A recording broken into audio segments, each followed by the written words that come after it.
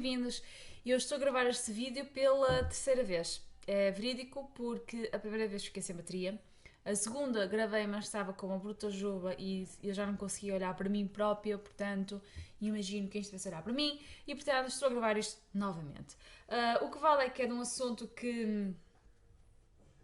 O que vale é que é um assunto que me diz muito e que eu queria partilhar mesmo com vocês, senão penso que já deveria ter desistido de falar do livro. Eu estou a falar deste livro, Razões para Viver, de Matt Haig. Eu vou fazer uma review e uma partilha da experiência, porque um pouco à semelhança do vídeo da Bárbara, que ela fez a review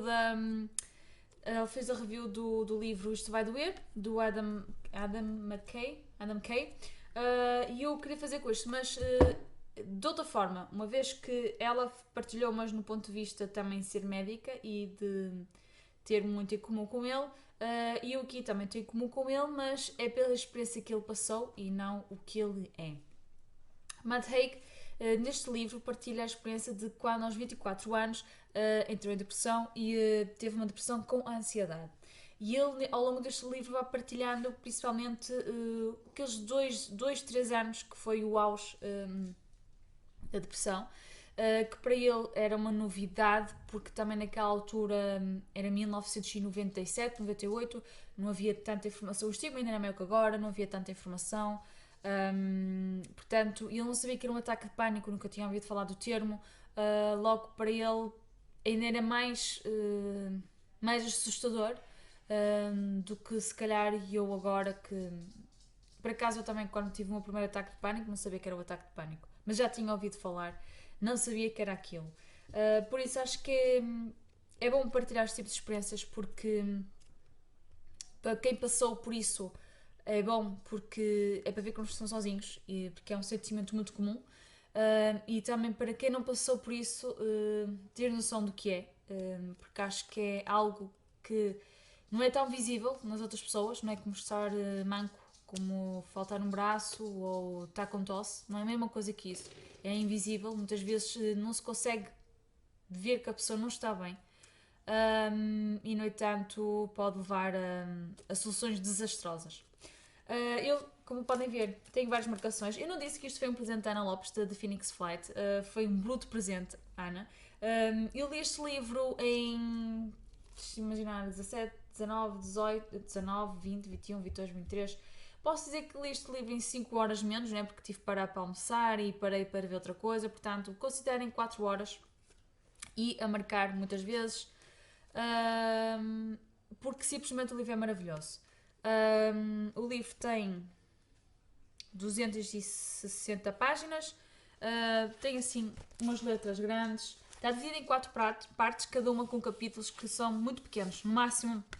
Eu acho que o máximo do capítulo maior tinha para aí 6 páginas, qualquer coisa assim, seguidas. Mas são histórias, parágrafos, capítulos muito curtos, sucintos. Talvez o único reparo que eu tenho a dizer ao livro, talvez seja, porque havia capítulos que às vezes não tinham ligação, porque nós neste livro vamos ter a parte dele do presente, né, de quando está a sofrer a depressão, a ansiedade, etc. Ou seja, ele a partilhar a experiência. Temos parte dele às vezes fazer à parte, a explicar, por exemplo, o que é depressão, o que é os medicamentos, o que é... Por exemplo, ele também tem uma estatística do suicídio. Ele tem alguns vários à partes, mas assim, coisas muito, muito pequenas, nada de investigação. Isto não é um livro de investigação, não é um livro de autoajuda, não é nada disso. Nem vos vende coisas fáceis, nem vos diz que é isto que vocês têm que fazer. Não, porque Matt, logo no segundo capítulo, diz logo que nem todos entramos em depressão e em ansiedade pelas mesmas razões, nem tudo funciona igual para toda a gente. Portanto, nós temos é que fazer isto. Ele diz mesmo: isto foi o que aconteceu comigo, isto foi o que eu fiz e foi o que funcionou comigo. Mas cada um tem que fazer o que faz bem para eles, e é mesmo o que nos faz bem, é o que nós temos de fazer.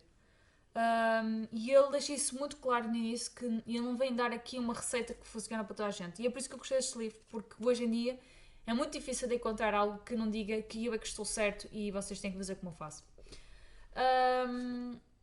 Vou então partilhar aqui algumas marcações que eu tenho aqui. Entretanto, quero dizer que Há aqui uma coisa que eu esqueci de marcar, sei que está logo no início, que ele fala da falta de esperança. A falta de esperança na depressão é talvez dos sentimentos mais castradores que vocês podem ter. Não consigo-vos explicar, vocês não terem futuro, vocês simplesmente olham para a frente e dizem não, isto não vai passar disto, vai ser isto. E vocês já sabem que estão a porcaria naquele momento. Vocês até sabem que podem estar com depressão, mas sabem que não há esperança, porque mesmo que eu passe disto, não vai haver nada para a frente, não vou conseguir nada. E é a pior coisa que pode vos acontecer. É o vazio. É um vazio que vocês não têm caminho, vocês não sabem, não têm plano. Que foi exatamente o que aconteceu comigo. Eu fiquei sem plano e para além de não ter esperança, eu não tinha um plano, eu não tinha uma meta para perseguir. E então é o sentimento mais sentem-se da forma mais desamparada possível. E é impossível de. Porque ninguém. Não é fácil de transmitir a sensação que vocês estão a ter, porque não é só o sentir-nos mal, o sentir triste, o sentir apático, no caso da ansiedade nem é isso, porque depois da ansiedade é o extremo, vocês. Tudo faz-vos tudo, ou seja, vocês sentem tudo, há uma vibração em China, vocês sentem aqui, é quase isto que eu vos posso dizer. Não ter futuro só torna pior aquilo que vocês podem estar a passar. E ele fala muito disso aqui e muito bem explicado. A primeira canção que eu tenho, que eu já sei de cor, ele faz uma explicação do que é depressão. E diz porque é que é tão difícil de entender a depressão. Porque não é apenas estar um pouco triste. Porque é a palavra errada. A palavra depressão faz-me lembrar um pneu furado, alguma coisa que foi perfurada e deixou de se mexer. Talvez a depressão sem a ansiedade seja parecida com isso, mas a depressão envolta em terror não é a coisa imóvel e achatada no chão. No seu pior grau, damos por nós um desejo desesperado de ter outra maleta, uma dor física qualquer, porque a mente é infinita e os seus tormentos, quando surgem, podem ser também infinitos. Porque pode ser-se depressivo e estar-se feliz, da mesma forma que se pode ser alcoólico sem se estar bêbado. E ele fala disto e ele chega depois, outra vez, noutro capítulo, como posso dizer, há certas coisas que está sempre a repetir. Não da mesma forma, mas volta a tocar no assunto. Mas que fica, não é chato, porque está sempre muito bem incluído na altura em que ele está a dizer. E ele aqui de facto está a explicar, porque ele à frente até diz que é como ter uma dor de costas. Nós temos uma dor de costas, sabemos que se nos levantarmos da cadeira, esticamos as costas, se nos deitarmos um bocado, aquilo vai passar. Enquanto que na cabeça não, porque na depressão não, basta. Depressão é pensamentos e basta pensar que nos dói a cabeça que já estamos a piorar a situação. Portanto, é um loop, não conseguimos sair daquele loop. E chega-se, eu passei por isto. Eu cheguei mesmo a preferir partir uma perna, que eu nunca parti nada. Preferi partir uma perna, eu preferia ter um problema de fígado. É ridículo, é muito ridículo. Eu cheguei a pensar a ter outros problemas, porque ao menos eu sabia que se calhar tomava um antibiótico e resolvia aquilo. Mas estava sossegada, é isso que eu queria, é estar sossegada, porque estamos quase na guerra dentro de nós não conseguimos fugir de nós mesmos e é preferível partir uma perna e estar meses na cama do que estar a passar por isto, porque é um sofrimento, como qualquer sofrimento, desgastante, não é?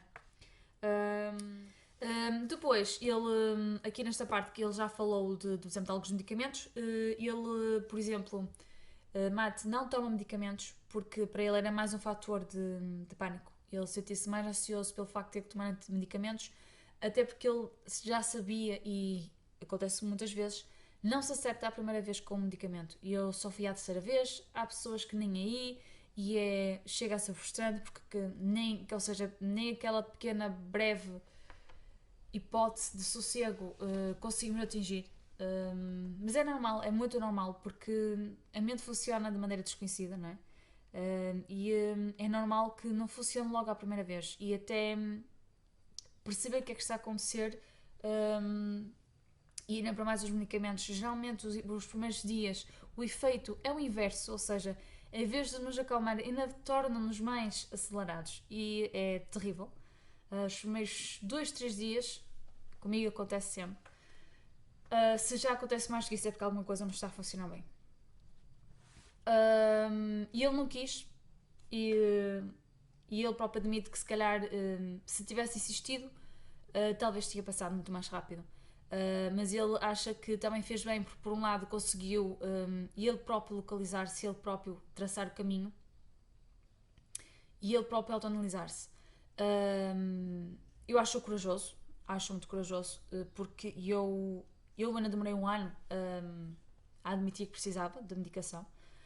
Tive um ano a correr pelo menos uma vez por mês para o hospital com o ataque de pânico. E eu precisei de medicamento, não para me deturpar os sentidos nem nada disso, porque eu também não queria isso, não queria ficar um zombie. Eu simplesmente precisei de alguma coisa que me ajudasse, não a relaxar, mas a acalmar. Eu precisei de algo que me fizesse concentrar, porque vocês, quando estou nesta fase de depressão e ansiedade, vocês é como se estivessem constantemente com várias cenas de um vídeo ao mesmo tempo, mas não estão focadas, ou seja, está tudo a passar ao mesmo tempo, mas desfocado, e vocês simplesmente não conseguem focar numa coisa, numa cena. E eu precisava de algo que me ajudasse a ficar bem, para me conseguir focar numa coisa, em tarefas simples, como por exemplo ler. Eu lia, mas às vezes lia uma frase N vezes, porque estava a ler e estava a pensar em várias coisas ao mesmo tempo. E eu precisava de algo que me ajudasse a parar um bocado, a assentar, como eu digo, a alinhar as cenas, porque não dava. Ele não fez psicoterapia, eu também não fiz, ficou em casa porque eu sofria de ansiedade de separação, tinha alguma agorafobia na altura, também alguma ansiedade que eu acho que no meu caso ia-me fazer pior. Estar um mês fechado em casa e não a trabalhar ia-me fazer pior, porque embora o trabalho fosse o foco que me criasse ansiedade, porque naquele momento eu não gostava, porque aliás o trabalho foi também algo que me fez ainda ir mais abaixo, mas também foi que me salvou, exatamente por eu ter-me obrigada a ir todos os dias. O trabalho salvou-me, e porque eu obrigava-me a focar, obrigava-me a esquecer, a apagar um bocado a cabeça, e foi que me ajudou muito. Se eu ficasse em casa ia ser pior, porque em casa eu não ia ter que fazer, ia ter que fazer, mas ia ter que fazer normal, não é? E ia ser pior, porque eu ia depois estar a ficar, eu sou uma fraca, nem consigo ir trabalhar, isto vai correr mal, vou chegar a casa, ao trabalho, vão me perguntar o que é que se passou, vou saber o que é que eu tenho, ia estar constantemente a pensar nisto, ia ser um foco ainda mais na ansiedade. Portanto, eu abria mente social, portanto, pronto, são casos muito diferentes, como podem ver. No entanto, os sentimentos que ele passa são totalmente iguais. Ele tem uma linguagem universal que vocês conseguem perceber. Eu acho que o que ele consegue explicar aqui passa-se para toda a gente, independentemente do que passam, do que acontece e do que têm que fazer. Por isso é que eu acho que este livro é muito bom, por causa disso. Pois, para vos dizer que ele depois faz uma análise, eu desviei muito do assunto, para vos dizer que ele depois faz uma análise também dos fatores que levam à depressão e à ansiedade. Alguns dizem que ele faz alguma pesquisa, diz que é um equilíbrio, um desequilíbrio hormonal, químico, também pode ver com carga genética, que para mim é o conjunto destes fatores, são cargas genéticas, fatores externos e desequilíbrios hormonais, que tudo em conjunto leva-vos a isto. E ele depois analisa que quando era criança já era uma criança agora que pensa ansiosa. E eu realmente, quando ele faz a reflexão, pensei, sim, isto sou eu. Ele diz uma frase que também me tocou muito, que era: eu preocupava-me com a fome na Etiópia, eu preocupava-me com a guerra não sei onde, eu preocupava-me com não sei o quê, com a dor e com a morte, e eu pensei, era eu. E depois ele diz, eu era uma criança preocupada com tudo, quando devia estar a preocupar a razão de porque é que eu me preocupava com tudo. Ou seja, realmente é aí. Uma pessoa depois gasta tanta energia naquilo que acabamos por depois, noutras tarefas, não ter a atenção que devíamos ter, nem a energia que devíamos ter. E ele próprio diz que não se sentia um antissocial, nem se sentia posto de lado, mas que se sentia-se desencaixado. E é mesmo esse sentimento que me percorreu ao longo da infância e da adolescência. É um sentimento constante de estar desencaixado do resto das cenas, do resto das caixas, porque realmente estamos tão preocupados com tudo que não é normal, está-se a sentir aquilo tudo e queremos resolver tudo e queremos que tudo esteja bem à nossa volta, e não nos preocupamos que realmente porque é que nos estamos a preocupar com aquilo, não nos preocupamos com nós. E ele faz essa análise sobre quando era miúdo. Depois, outra questão que ele analisa é o facto que, do momento em que vivemos agora como sociedade, ele diz, em termos de cognição, emoção e consciência, os cérebros humanos mantêm-se bastante semelhantes aos que eram no tempo de Shakespeare, Jesus Cristo, Cleópatra ou a Idade da Pedra. Os cérebros não estão a mudar ao mesmo ritmo da evolução. O homem do Neolítico nunca teve de lidar com e-mails, notícias da última hora, anúncios que aparecem no ecrã, vídeos da Iggy Azalea ou uma caixa de self-service de um restaurante fast food sob iluminação fluorescente numa movimentada noite de sábado.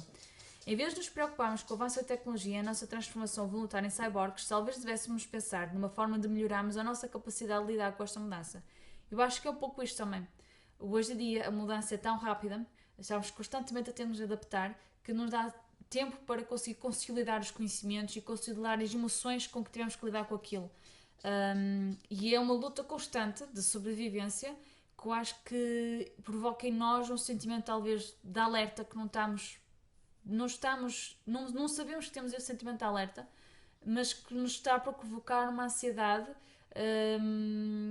terrível. E eu acho que isso realmente é algo que devíamos pensar, talvez, repensar o nosso estilo de vida, não só pelo planeta, porque nós já estamos a estragar o planeta, que teria que ser uma repensar, tínhamos que reestruturar a sociedade toda, quer queiramos, quer não, por muito que cuidado que se tenha no dia a dia. Temos que reestruturar a sociedade, temos que reestruturar tudo, e eu acho que isso também vai ser preciso para a nossa espécie como sobrevivência a nível emocional. Depois ele fala de outra questão que também passou-se comigo, que é a questão do tempo ser relativo. Quando vocês estão a passar na fase aguda de depressão e ansiedade, o tempo é relativo, porque os minutos passam a ser horas, as horas passam a ser semanas, as semanas passam a ser meses e os meses são anos. E eu no ano em que tive, posso dizer os 2 anos, não é? Porque foi o primeiro ano em que eu não estava medicada e depois depois da medicação, quando comecei a medicação, eu durante aquele ano eu tenho falhas, parece que houve ali semanas que não aconteceu nada. E então tinha os eventos que são periódicos e as coisas que têm de acontecer são um bocado desfasadas relativamente aos outros, porque uns parece que aconteceram rápido demais, outros parece que ainda não aconteceram, e então andava completamente alterada em termos de calendarização, porque realmente há coisas que eu não me lembro, nem sei passar. Por exemplo, o Shui, quando eu por ela já tinha passado 1 ano que ele estava connosco e parecia que tinha passado muito tempo, mesmo muito tempo, e alterou-me ali um bocado o esquema. E é engraçado que ele também passa com isso. E depois estamos a contar desde dias, desde alturas, desde semanas que aconteceu o primeiro episódio, ou que aconteceu o último episódio, e estamos a fazer marcos. Marcos da desgraça, quase, sim. Ele também tem aqui o termo que chama o baú das coisas más, dos dias maus, porque é um baú que funciona tanto para o mal como para o bem. Depois ele tem aqui uma lista de que é coisas que acontecem durante um ataque de pânico, e durante o primeiro ataque de pânico, durante o 1000º ataque de pânico. Basicamente é. Ele tem aqui uma que no primeiro que eu também pensei nisso, que é nenhum coração está preparado para bater assim tão depressa. De facto, dá-nos para admirar agora, que estou um bocado afastada, a capacidade da nossa máquina. E eu ainda tenho problemas com o coração. Mas de facto é impressionante como é que um coração pode bater tão depressa e não nos dar uma coisa má. E depois é aqueles centros porque é que os nossos braços são dormentes, isto vai piorar, isto não passa, vou ficar louca, estou numa armadilha. No 1000º também diz eu vou morrer, estou presa numa armadilha, o pior de sempre, não é? Porque é que os braços estão adormecidos, etc. Depois ele aqui tem um capítulo que é a arte de caminhar sozinho, porque ele fala de uma questão que eu já comentei aqui, que é criar desconforto. Ele acha que para conseguirmos nos sarar temos que sair da nossa zona de conforto e temos que criar situações de desconforto. Eu talvez não recomendo no início, porque eu acho que no início nós temos é que mesmo parar. Temos que parar, temos que nos afastar de tudo, temos que ser só nós. Não muito tempo, mas temos que mesmo obrigar-nos mesmo nós a afastar-nos de nós mesmos.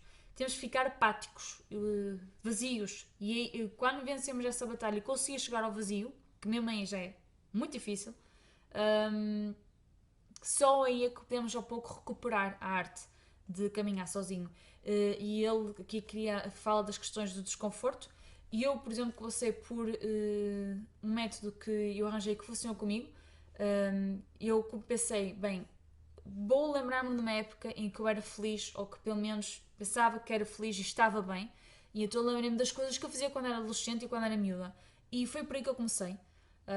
Desenhar, principalmente hobbies são muito necessários, como acho que quase todos sabem que hobbies é muito necessário para todas as pessoas, e principalmente nestas alturas.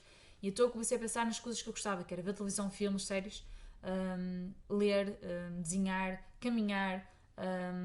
Tive que deixar um bocado de lado o desporto também, porque o desporto acelerava-me bastante.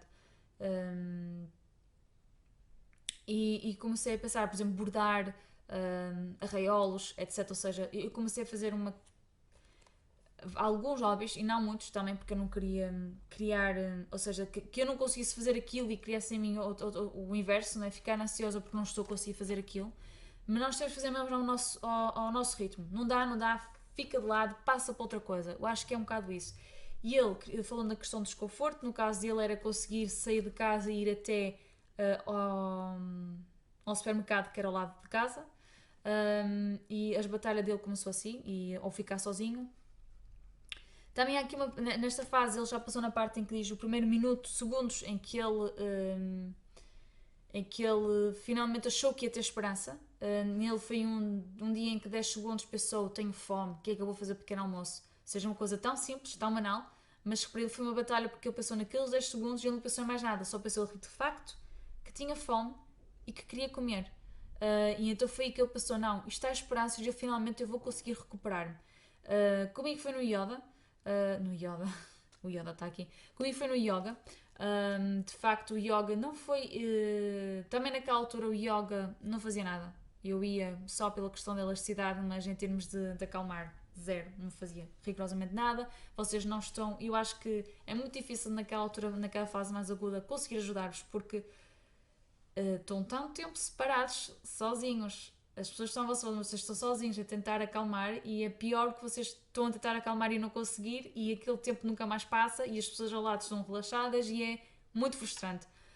Mas eu ia na mesma só pela questão da elasticidade e do exercício, era melhor do que não fazer nada. Mas houve ali um momento em que eu tive que realmente fechei os olhos e não pensei em muita coisa. E eu pensei, não, eu vou conseguir. E tornou-se o meu mantra para os ataques de pânico seguintes.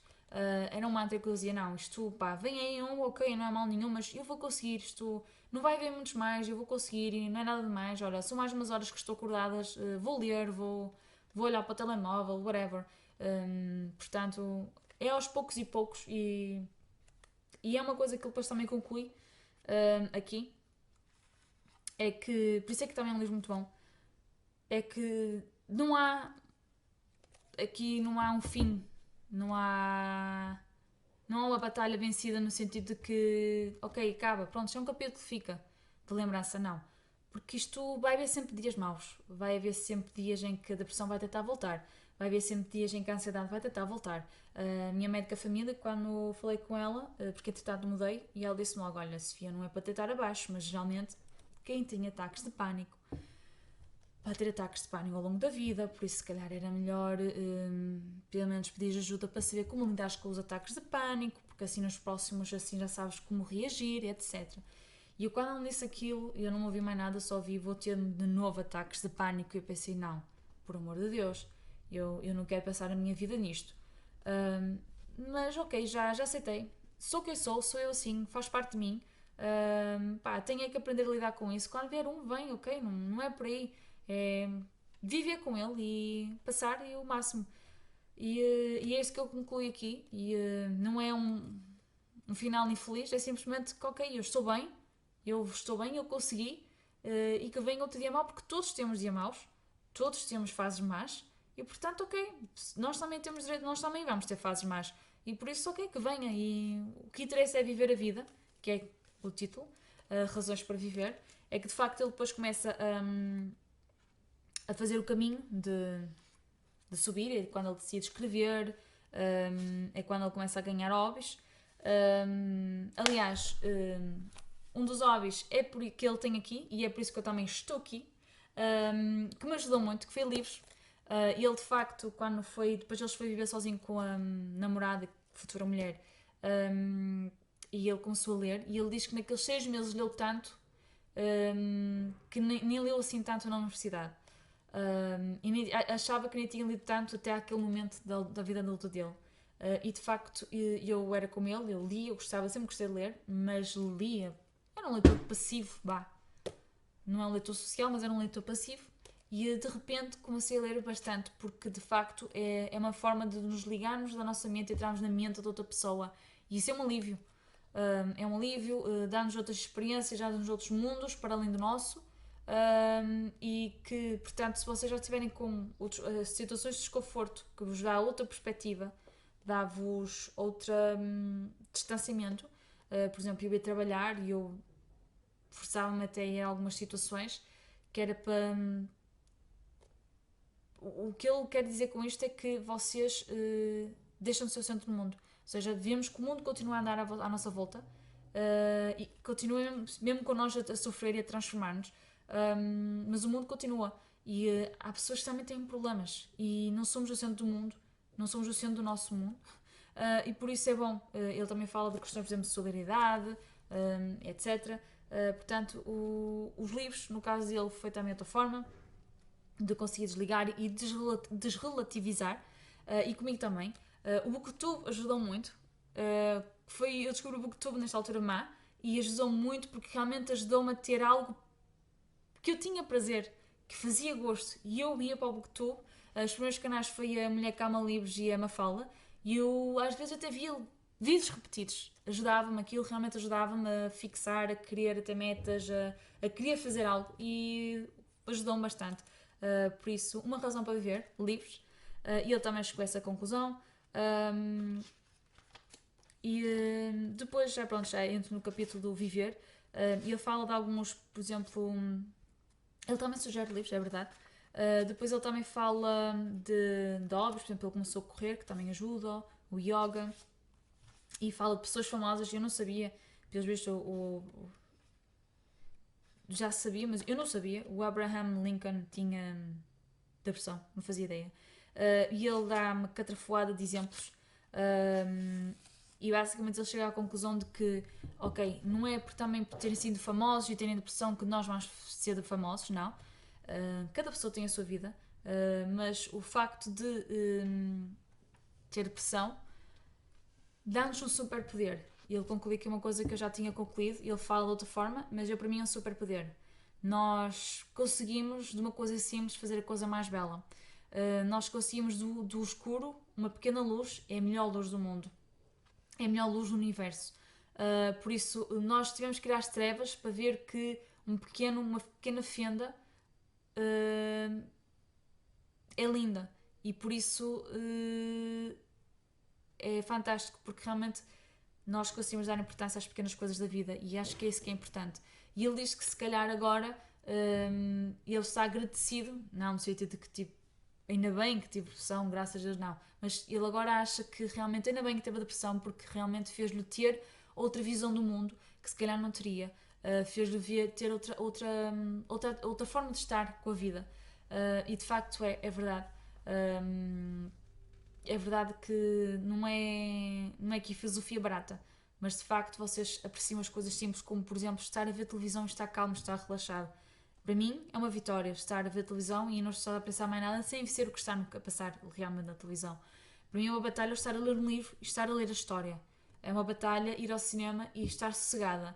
É uma batalha passear e estar a admirar o que está à minha volta e não estar presa na minha cabeça. Vocês não têm noção de que, como para mim, é bom isso, porque realmente eu podia estar rodeada de pessoas, estar no maior grupo e sentir-me sozinha e não pensar em mais nada, só estar eu sozinha na minha cabeça. Portanto, para mim é uma batalha, um dia de sol. É uma batalha tudo. Portanto, de facto a vida é bela. E é isso que ele conclui, que há muitas razões para viver. E ele depois faz uma lista das razões dele para viver, de coisas simples. Pede a outro pessoal da internet que ele conhecia, das redes sociais, para fazerem também dar uma razão para viver. E dá os pequenos toques também dele, do que funciona para ele e que acha que também deverá funcionar para outros. São sugestões que é abrandar, afastar o que nos pode fazer mal, etc. Aquilo que nós, ao pouco e pouco, à medida que vamos batalhando, realmente entendemos que é necessário. E por isso eu só vos posso dizer que leiam.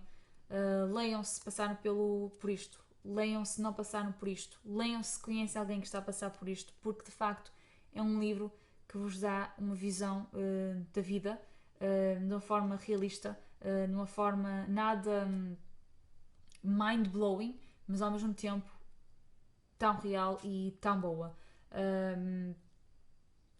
Leiam. Não consigo vos recomendar mais do que isto porque têm mesmo que ler. É uma leitura rápida. Conseguem ler um capítulo por dia, pronto. Mas vocês não vão conseguir ler um capítulo só porque vão ter que ler tudo. E vale muito a pena. Porque de facto a vida é boa e há muitas razões para viver. E Matt Haig mostra-vos isto com uma maior das simplicidades. Fica aqui a minha sugestão de leitura e a minha partilha. É algo que me diz muito, algo que me diz muito depois disto, porque aconteceu comigo. É algo que me é muito íntimo. Que eu acho que não falei assim tão em público disto, talvez, no Instagram, mas nunca falar mesmo eu. Por isso é algo que ainda demorei a pensar se faria, mas acho que fazia todo sentido, porque ainda há algum estigma, ainda há uma facilidade de julgar quem está a passar por isto e principalmente quem está a passar por medicação, porque facilmente se diz que não bate muito bem e está a tomar medicamentos e fazem um bicho de sete cabeças se está a tomar medicação, nada disso. E hoje em dia a medicação já está muito bem feita, não ficamos lerdos nem nada disso. A medicação é feita só realmente para nos ajudar a ultrapassar aquela situação má. E não nos faz menos pessoas por causa disso, porque também se toma medicação para o colesterol, que facilmente se combatia com exercício físico e com uma melhor alimentação, mas também se toma colesterol para ajudar a passar aquela fase crítica. Também se toma medicação para a atenção para ajudar aquela fase crítica, a não ser que esteja mesmo um problema que eu não consigas ultrapassar, deficiência cardíaca. Também se toma medicação para as cólicas, várias vezes. Também se toma medicação para as enxaquecas. Portanto, eu não estou a ver qual é o estigma que existe de se tomar medicação só para nos ajudar a ficar um bocado mais calmos, para nos ajudar a passar esta situação má em que estamos na nossa pior eu, no nosso pior eu, e quer dizer, quando nós, uma coisa tão íntima e tão nossa, se não podemos ter ajuda para ultrapassar isso, então por que raio devíamos ter ajuda para passar o resto?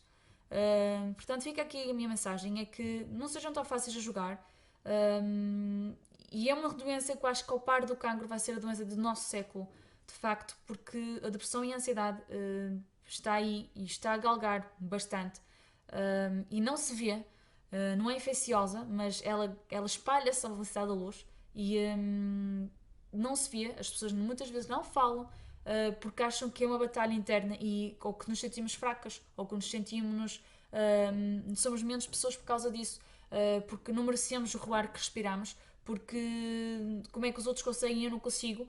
Por isso estejam, se calhar é preciso estar mais atento, não temos de estar atentos a tudo, não é? Nem meter na vida de todos e todos, mas às vezes um pequeno gesto de bondade pode fazer um dia muito bom a alguém que está a passar por uma situação má e que não se abre.